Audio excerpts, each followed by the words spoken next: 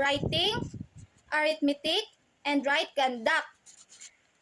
The essentialism ang teaches ang academic or like reading, writing, and also hindi madura ang right conduct in essentialism.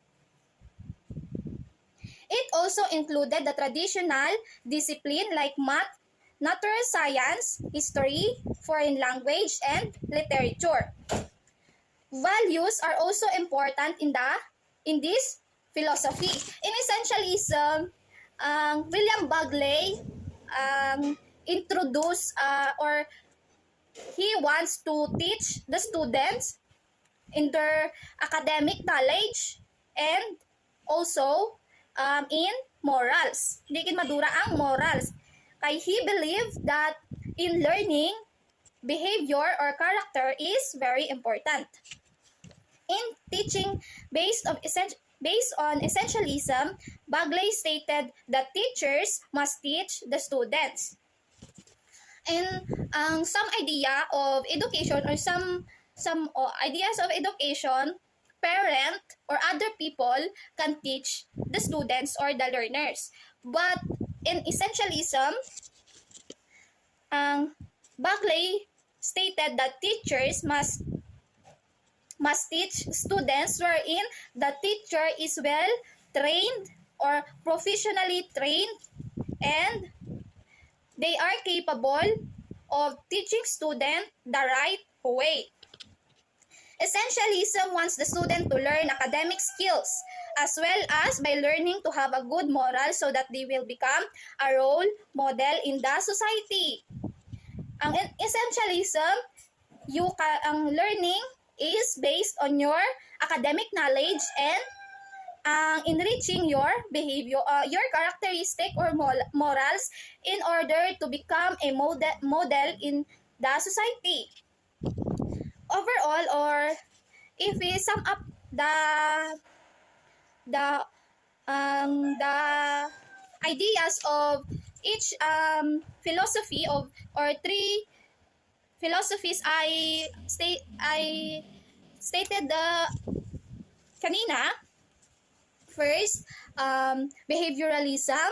Behavioralism is learning through your own environment that affect your behavior, while the constructivism is learning based on your own experiences, and essentialism is learning to have a good moral and become a model in society with a knowledge in academic. And when I want the learning activities I will introduce to my student based on each of them is essentialism, because in my own observation, here in the Philippines, essentialism is more na apply in education system, because essentialism teaches ang philosophy is learning academic with good moral. Based on my own experience, when I was in elementary until high school, I have subjects like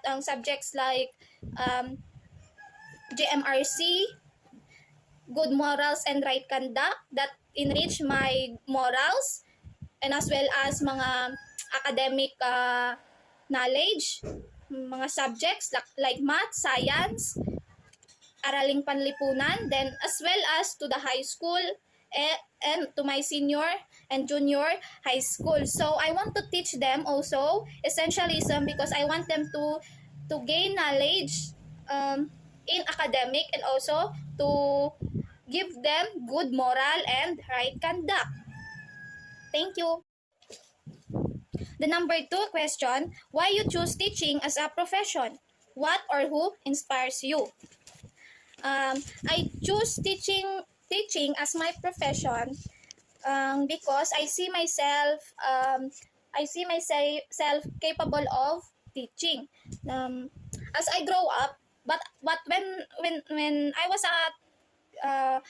in elementary, and as I grow up, I want to become a doctor, nurse, soldier, and accountant, but end up to become a teacher or math teacher.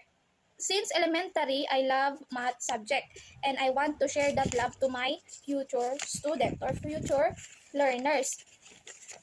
Some of the expectations of every students or some students in math is very negative, like math is very hard daw to understand, very hard to answer. But I believe if you love what you are, if you love what you do, you can survive it and overcome it. In my own experience, math is also hard, but I love solving, I love learning, even though I solve